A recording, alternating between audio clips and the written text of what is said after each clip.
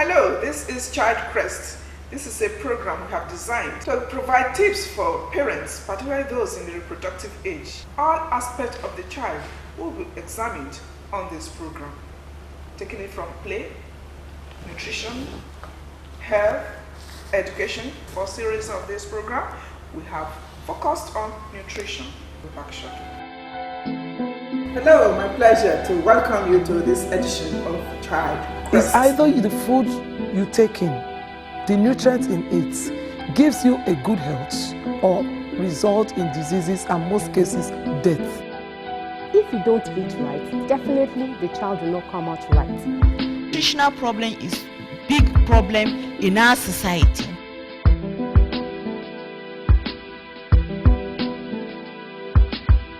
Breast milk is enough and adequate in nutrients. The placenta is the channel of nutrition between the mother and the unborn child. In other words, food is the key to life.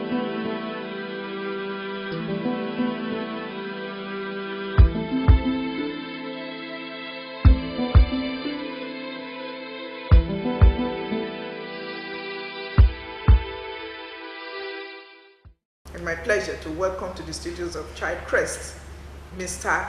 Olushola Malomo, a dietitian nutritionist with Mercy Street Children's Hospital. You're welcome to Child Crest. Thank you very much. Now, Child Crest is all about the child, and you work in Mercy Hospital.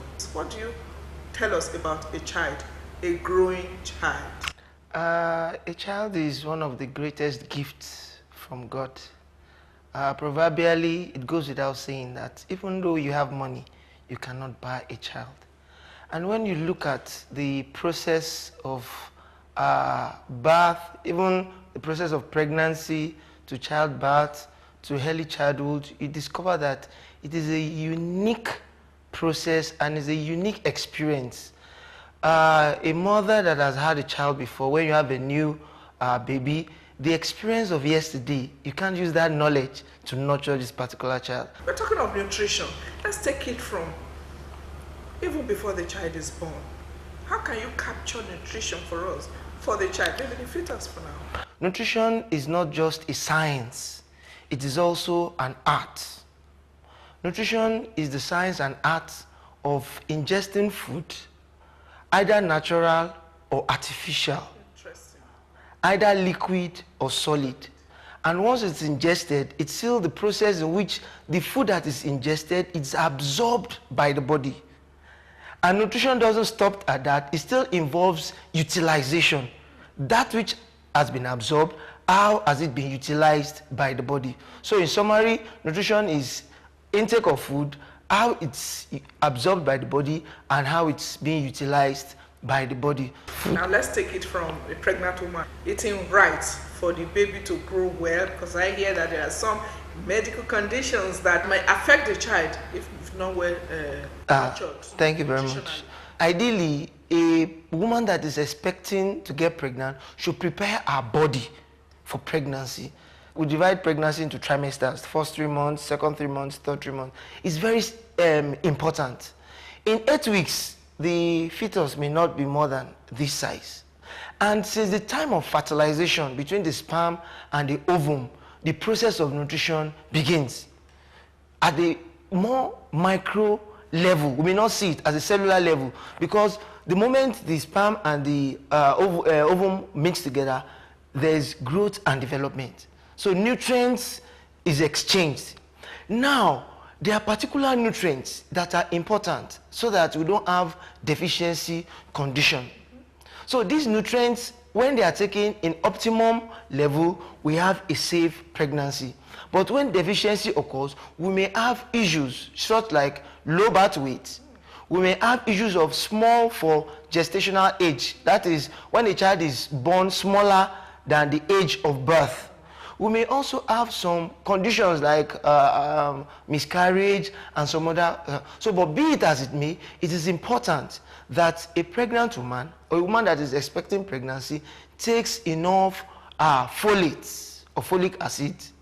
Folate can be gotten from green leafy vegetables, some of our fruits, citrus, orange, and all that, Protein is also an example. Now, folate is very important for the brain development. And if there's a deprivation, you'll see that the brain will be underdeveloped.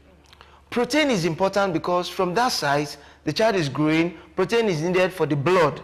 Protein is needed even for the flesh that grows in between the process of 9 months.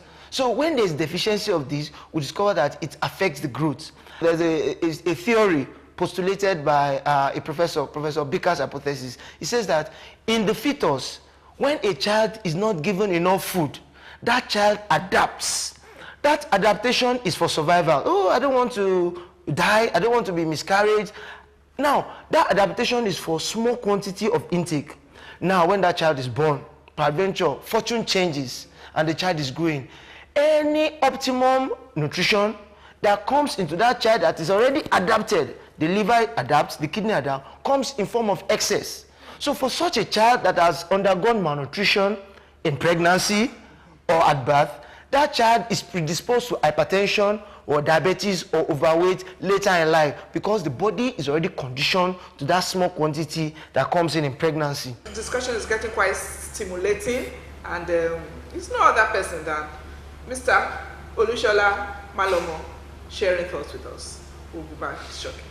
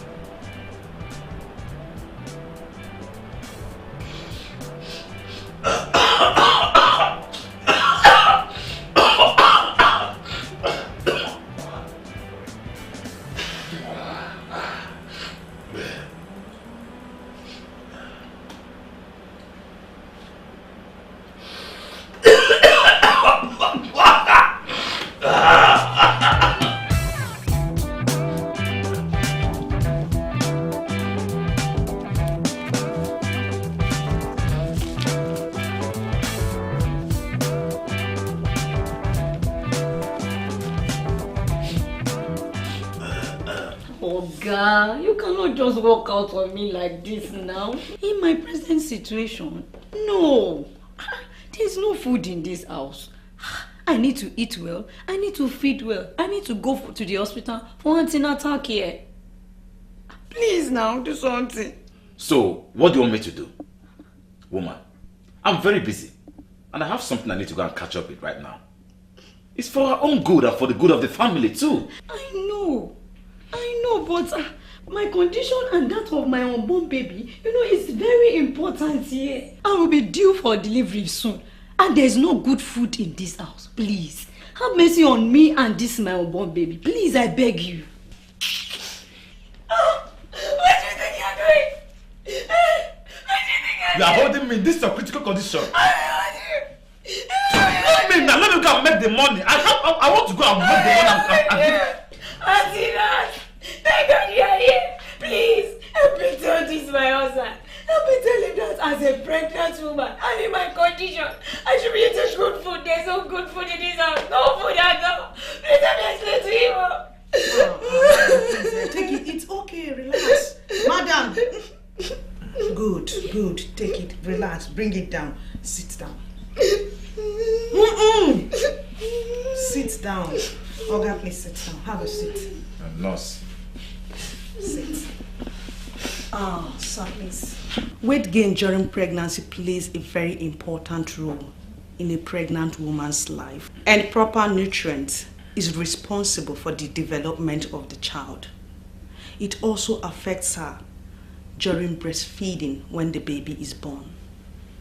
It is also very important that we should encourage women to go for antenatal, to educate them on the process of breastfeeding when a child is born. We all have roles to play in supporting, promoting, and protecting breastfeeding. Auntie Nurse, I didn't understand all these things though. Thank you very much, Auntie Nurse. Thank you.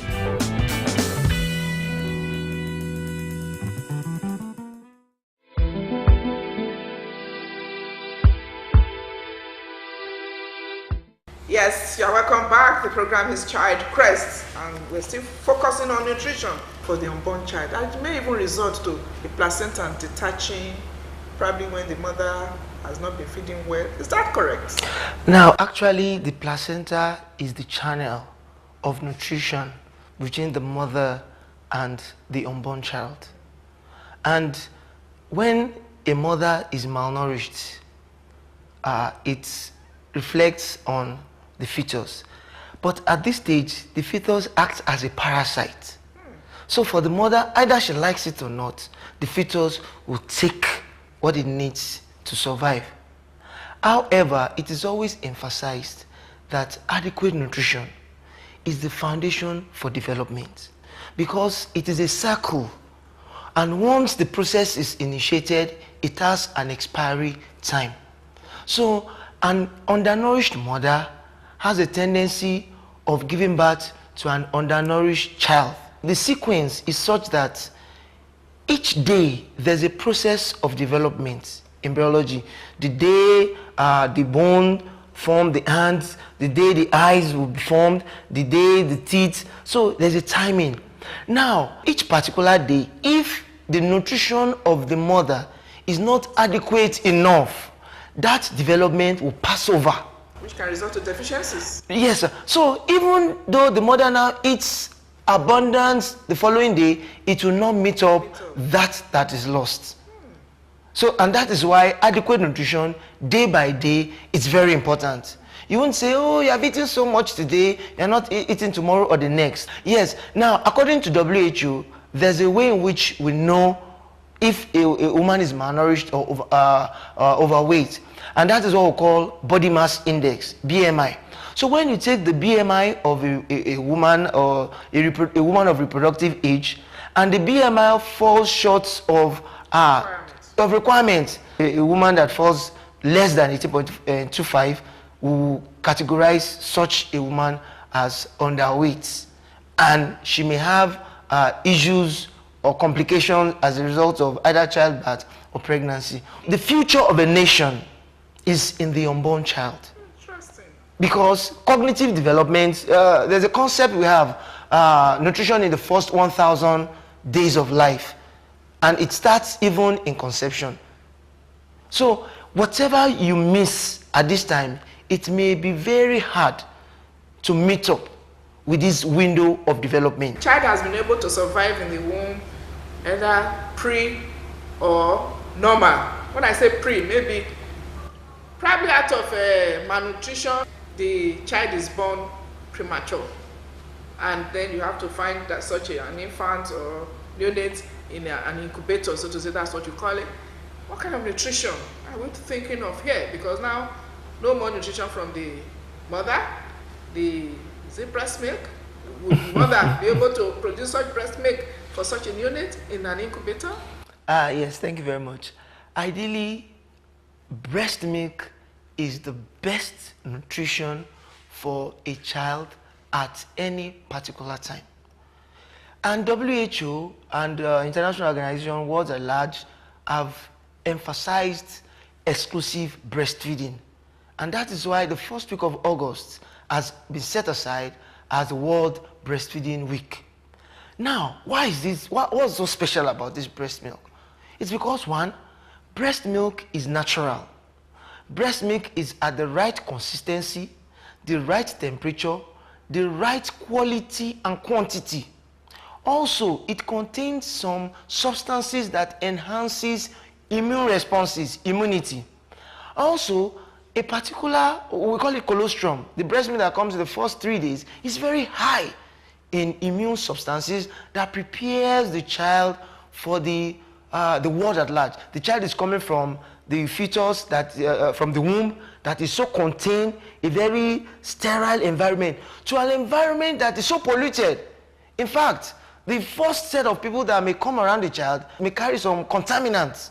So it's this colostrum that acts as an immune that prepares protection. Now, for the premature child or from the child born at term, exclusive breastfeeding is very important. You know, for such a mother that she's conscious, sane, she's encouraged to express her breast milk. Once she expresses, the nurses are already trained on how to give such an expressed milk to the premature child. However, in cases in which the mother cannot express, we have breast milk substitute that has already been programmed for the premature child. However, for the child that is born at term, normal, it's encouraged for the mother to breastfeed exclusively for the first 6 months of life. Thereafter, she continues breastfeeding with other complementary food. What if the mother is not able to lactate? There's no milk for a preterm because the body must have been, programmed to wait till when the baby is born at the right time. Now, you gave birth to the baby before the time.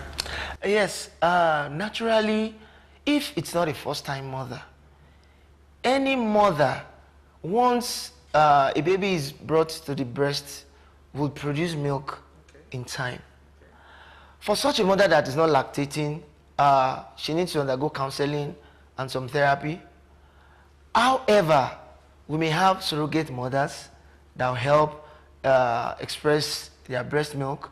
It only takes patience. It may take time, but with patience and with the right technique, such a mother would lactate and would express herself. However, it's also important, adequate nutrition, because for a lactating mother, a nutrient intake, there's what we call recommended dietary allowance. That is the recommended quantity and quality of food she's expected to take at that time. So if she does not meet up, she may have challenges in lactating. Also, the issue of stress, because for such a mother, she may be undergoing some psychological or emotional trauma. That also can affect lactation. It's been Mr. Olushola Malomo, dietitian nutritionist with Mercy Street Children's Hospital. Thank you very much for coming on the program. You're welcome. We'll come again. We'll call you again. I hope you answer our call. Oh yes, definitely. So that's how it's been on this segment of the program. Let's go over to our kitchen segment now, where we practicalize some of the things we've talked about.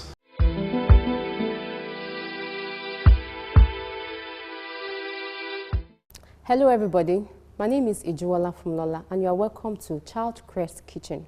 Today we want to talk about some special people we call the children, but not really the children, but we want to talk about the pregnant women that are bringing forth these children.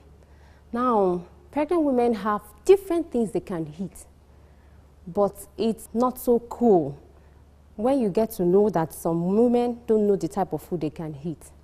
For example, we have different types of food that the pregnant woman can eat during pregnancy.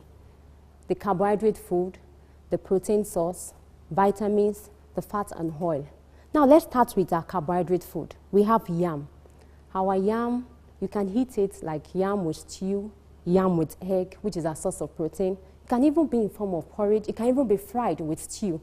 Now we also have our sweet potato and Irish potato. They are very rich in vitamins and minerals. And they are very, very important for the pregnant women as well. Because if you don't eat right, then definitely the will not come out right. Now let's go to our other carbohydrate food that we have here. We have our rice. This is our favorite food for our pregnant women. And I also love rice. Rice can be done in different ways. For example, rice can be made into jollof rice, can be made into fried rice, can be made into coconut rice or even curry rice. But the good thing about rice is that you don't just eat the rice alone. You must balance it up. I have an example for you here. The example is just simple. Like I have my jollof rice and I'm balancing up with my vegetables, which is my cabbage and my carrots. But there's still one thing remaining, which is my protein, my meat. I have a balanced meal, which you call the adequate diet. That is all about rice. Now you can also go to gari. This our gari can be taken as simple as just soaking it in water with your granules. And aside from the granule, you can also put your milk to make it a balanced diet. Now, aside from that, we also have our semo here. Our semo can be eaten in different ways. For example, you can prepare it in form of a pudding. It can also be in form of a swallow.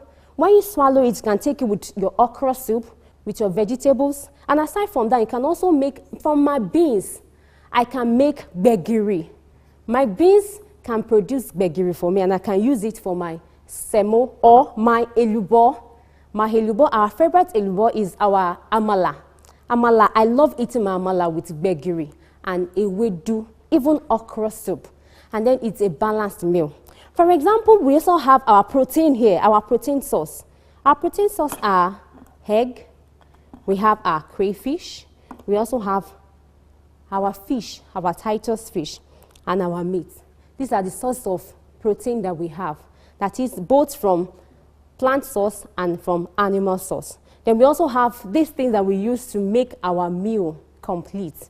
We have our onions and tomatoes, which are very good. We also have our plantain here as well.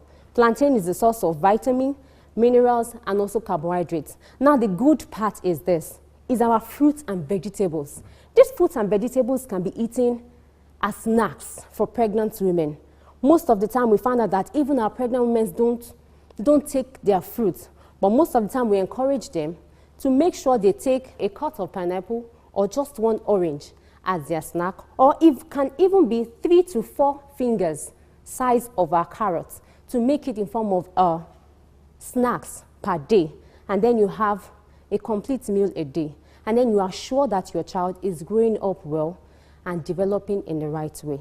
Finally, my palm oil. My palm oil should be used moderately, though it contains vitamin A and it's also my source of fat and oil, but it should be used moderately. And it should be used by every pregnant woman, and also my vegetable oil, our plant source of fat and oil, is very good for us all. Thank you for listening, and I'm very sure for every pregnant woman outside there, you now have a better understanding of what to eat and what not to eat during your pregnancy stage. See you next time on Child Crest Kitchen.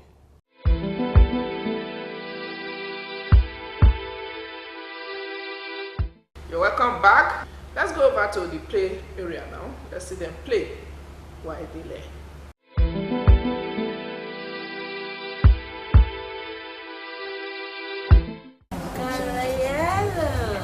What color is this? Red. Children at this age can't really, they can't do a lot of concentration on anything. Their attention span very, very, very, very, very low. And in order for them to learn, we have to do a lot of things through play. And play grows children.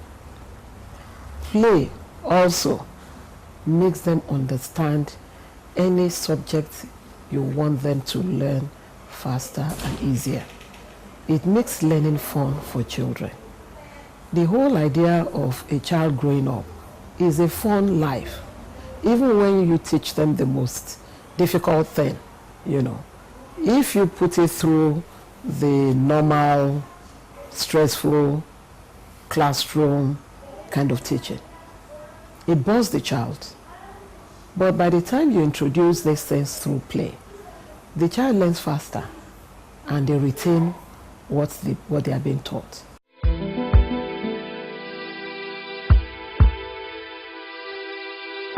It's been Child Crest. If you enjoyed what you saw today, be rest assured that we'll bring you an equally interesting package next week. But do know that we do desire your sponsorship.